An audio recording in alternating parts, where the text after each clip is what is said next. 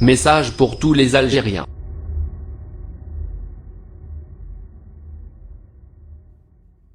Depuis avant-hier, les Algériens de France ont commencé à voter pour l'élection présidentielle de jeudi prochain. Un scrutin sous tension. Devant les consulats, comme ici à Paris, des manifestants dénoncent une mascarade d'élection. C'est 5 candidats de l'ancien système. Le problème, c'est ça. Ils ont mis les enfants de Bouteflika. Et les mecs, ils ont 75 ans, voilà. Ces candidats, les voici. Anciens Premier ministre, anciens ministres, ce sont des proches de l'ancien président restés au pouvoir pendant 20 ans. Pas de quoi enthousiasmer les Algériens. Moi, je ne voterai pas et j'espère qu'il n'y aura pas d'élection. Ce débat, par exemple, c'est un gaspillage d'argent. Ces gars-là devraient être jugés avec les autres de la clique Bouteflika. C'est un vrai paradoxe. Les Algériens rejettent le premier scrutin sans Bouteflika. L'élection est même massivement contestée par le Hirak, le mouvement populaire qui a éclaté en février pour rompre avec le système en place depuis l'indépendance. Non aux élections, non à ce gouvernement qui emprisonne nos enfants. On a marre de cette injustice, on a marre de la dictature. Le fossé se creuse entre la rue et le nouvel homme fort du régime. Intransigeant, le général Salah reste sourd à la contestation, persuadé que les Algériens vont se rendre nombreux aux urnes jeudi. Nous sommes entièrement convaincus que le peuple algérien, conscient de son intérêt et de l'intérêt de sa patrie, saura s'engager dans cette échéance nationale cruciale et saura comment relever le défi par la participation forte et massive. Alors, comment la confrontation peut-elle évoluer dès vendredi? Le pouvoir peut-il, comme en Tunisie, laisser la place à une vraie démocratie ou risque-t-il de choisir la répression brutale, comme en Syrie? Pour répondre à cette question, nos 3 invités, Jean-Pierre Filiu, bonsoir. Vous êtes professeur d'histoire du Moyen-Orient à Sciences Po. Jeudi dernier est paru votre dernier essai que voici, Algérie, la nouvelle indépendance au seuil. Vous estimez, Jean-Pierre Filiu, que cette élection est une mascarade vide de sens, peu importe qui sera président, car il sera de toute façon mal élu et ne détiendra pas le vrai pouvoir. À côté de vous, Neila Latrousse, bonsoir. Vous êtes rédactrice en chef Maghreb et Moyen-Orient à Jeune Afrique. La une du dernier numéro de Jeune Afrique est derrière moi, va s'afficher si elle ne l'a pas déjà fait. Voilà. Vous estimez, Neila Latrousse, que le mouvement de révolte algérien souffre d'un mal profond. Il réunit des gens aux opinions extrêmement différentes qui ne sont pas capables, qui ne l'ont pas été en tout cas à ce jour, capables de se mettre d'accord sur un leadership et un projet de société commune. Mohamed Kassimi, enfin, écrivain et dramaturge, votre livre Dissidence chronique du Hirak, c'est le mouvement de protestation qui depuis 41 vendredi s'exprime en Algérie. Ce livre est paru aux éditions Frantz Fanon. Vous estimez que la France doit sortir de son silence lié à la culpabilité coloniale quand vous intervenez parce que votre voisin frappe ses enfants, dites-vous, il ne s'agit pas d'ingérence, eh bien c'est pareil pour l'Algérie, il s'agit d'assistance à un peuple en danger.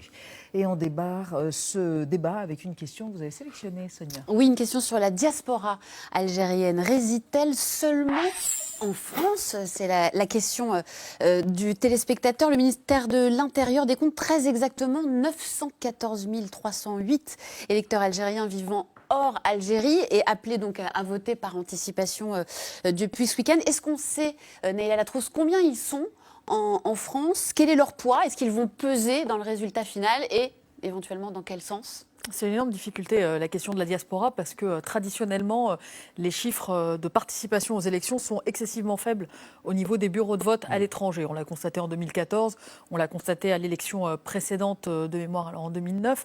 Et la grande difficulté réside précisément à en faire une sorte de clientèle électorale. On ne sait pas non pas quel est le nombre d'Algériens à l'étranger, on ne sait pas quel est le nombre d'Algériens à l'étranger en âge de voter, inscrits auprès des consulats et inscrits sur les listes électorales. Donc la grande difficulté, c'est vraiment de mesurer ce que peut représenter ce bassin, sachant que par ailleurs, il y a un rapport extrêmement compliqué depuis quelques années de la diaspora avec la mère patrie ou avec l'Algérie, le père patrie, je ne sais pas si on peut le dire, Mohamed Kassimi, depuis l'adoption d'un article en fait, qui excluait la diaspora d'un certain nombre de tâches ou de fonctions administratives et politiques en Algérie. Aujourd'hui, il y a un article dans la Constitution qui interdit à des binationaux qui habitent à l'étranger ou qui n'ont pas résidé depuis 10 ans sur le territoire d'occuper des fonctions dans la douane, dans des ministères, etc.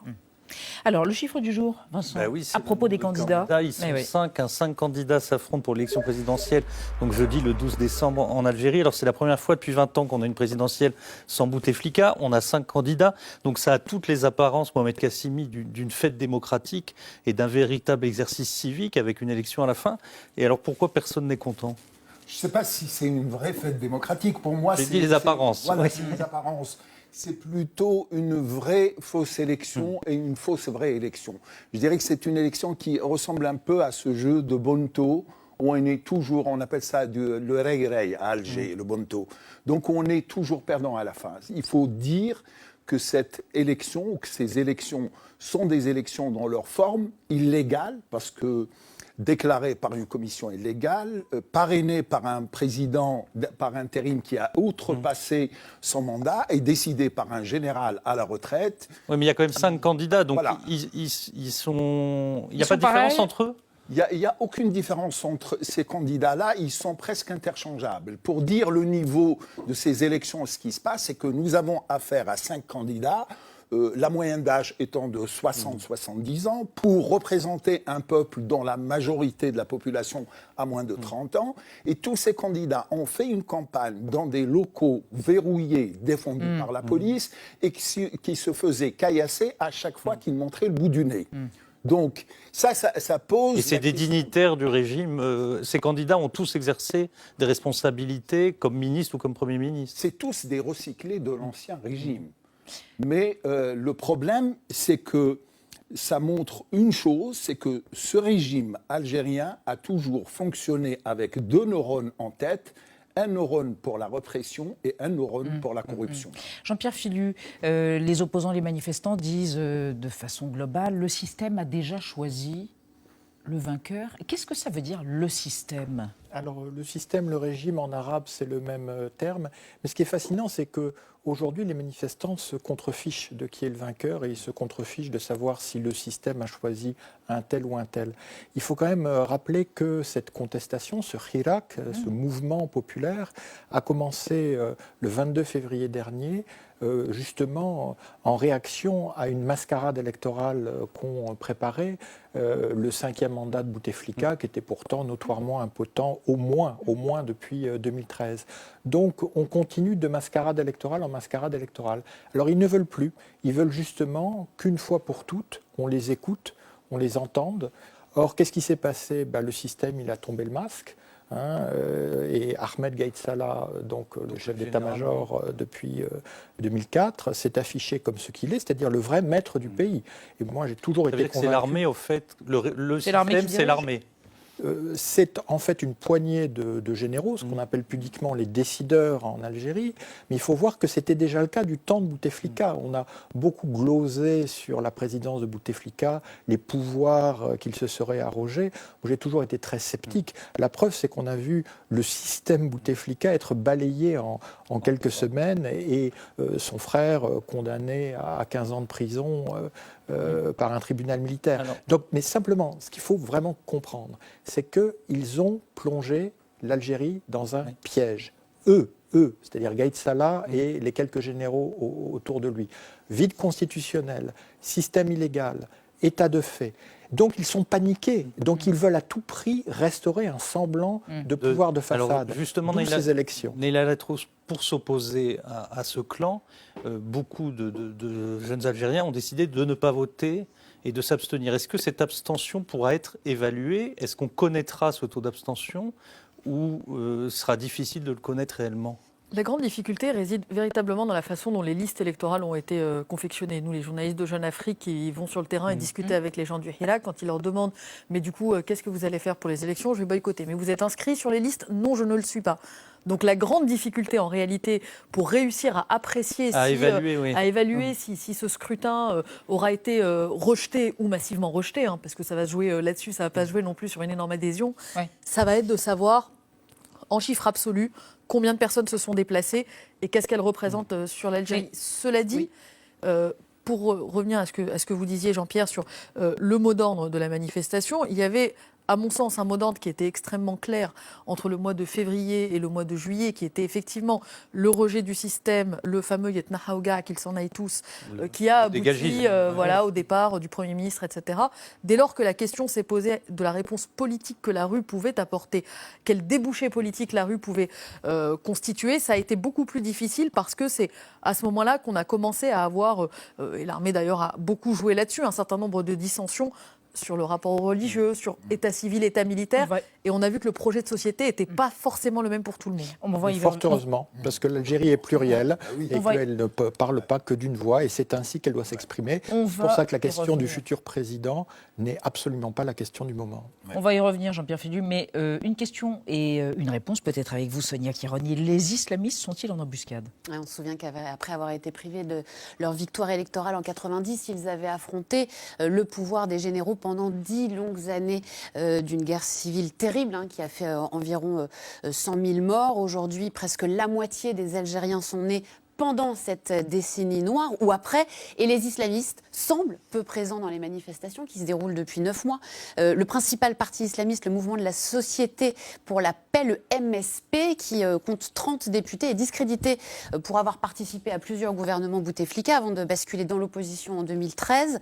Au mois de septembre dernier, ce MSP a finalement décidé de ne pas déposer sa candidature à cette élection présidentielle, jugeant que les préalables requis, notamment la transparence de l'élection, n'étaient pas réunis. Autant de critiques qui rejoignent celles des partis du courant démocrate. La question, c'est donc, est-ce que les islamistes sont définitivement hors jeu ou est-ce qu'ils attendent patiemment leur heure ? Ils sont dans le jeu, les islamistes. C'est-à-dire, à chaque fois qu'on pose cette question sur l'Algérie, on a l'impression que les islamistes sont hors jeu et qu'ils attendent ce moment-là pour revenir dans le jeu.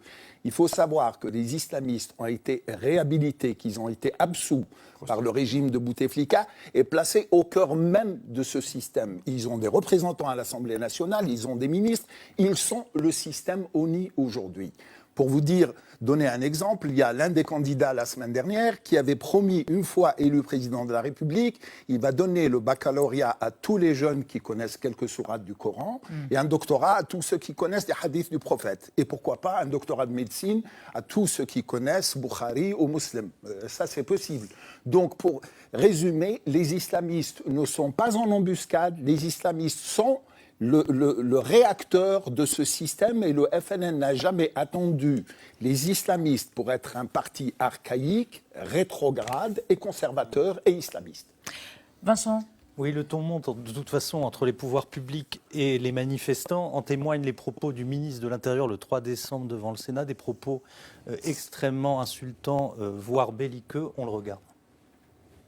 Il subsiste chez certains une pensée colonialiste, dans laquelle sont utilisés certains de nos enfants algériens.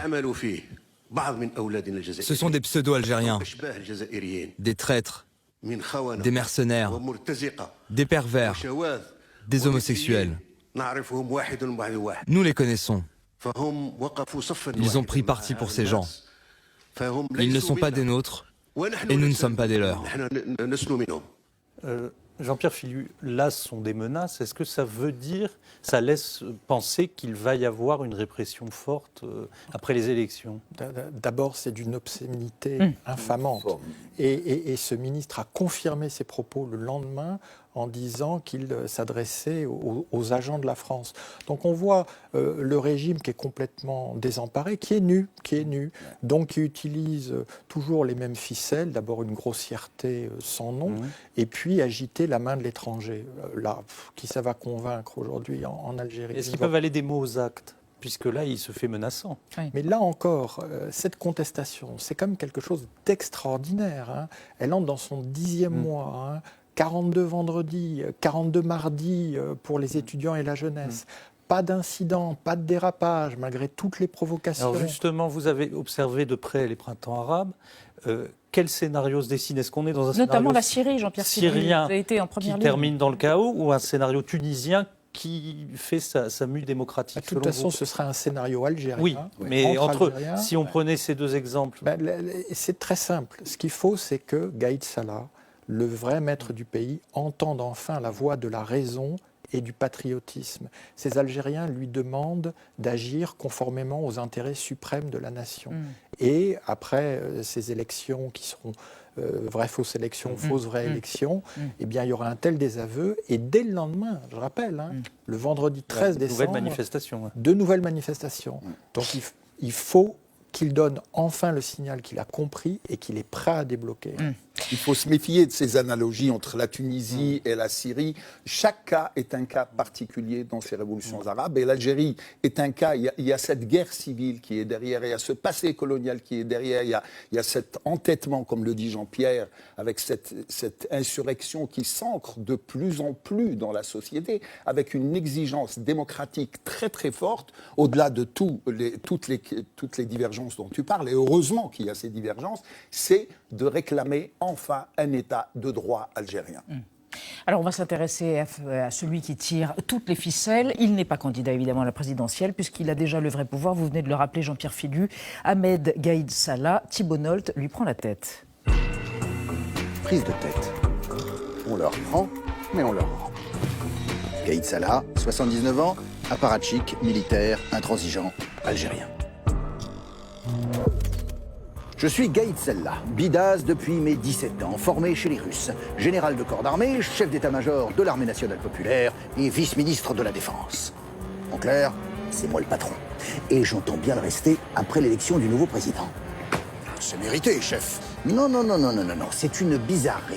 J'aurais dû rejoindre mon EHPAD en 2004, mais Bouteflika m'a mis moi, qui n'ai aucun fait d'armes ni acte de bravoure au CV, à la place d'un type en qui il n'avait plus confiance. Alors j'ai fait un lèche-cul magnifique. J'ai soutenu sa candidature à un 5e mandat, et puis j'ai tourné Kazakh sous la pression de la contestation. Vous êtes un immense stratège, chef. On dit que je suis influençable et peu réfléchi, que je suis intellectuellement très limité, que je ne serais que le falot porte-parole de la mafia des généraux toujours en place. C'est ridicule, chef. Vous êtes Bonaparte, Foch, Leclerc, Nimitz et Patton réunis. À l'été 2018, 700 kilos de coke ont été saisis au large d'Oran. J'en ai profité pour balancer 5 généraux rivaux en zonzon. Grâce à une opération main propre, j'ai fait pareil avec des oligarques et des membres du clan Bouteflika. Et pour la présidentielle de jeudi, les 5 candidats choisis sont très... systémiques. Je vois. Moderne, mais dans la tradition. Ils seront gentils avec vous, chef. Soldats, la politique algérienne, c'est pas Friends, c'est Game of Thrones. Winter is coming. Donc, j'ai mis ma fraîche au chaud dans des banques aux Émirats Arabes Unis. Et si, comme on le dit, je ne suis qu'un fusible de l'État profond qui sautera pour donner un os à ronger au Irak, la contestation, eh bien, j'aurai au moins de quoi m'acheter une chapka. Chef, ça aura de la gueule, une chapka dans le Sahara.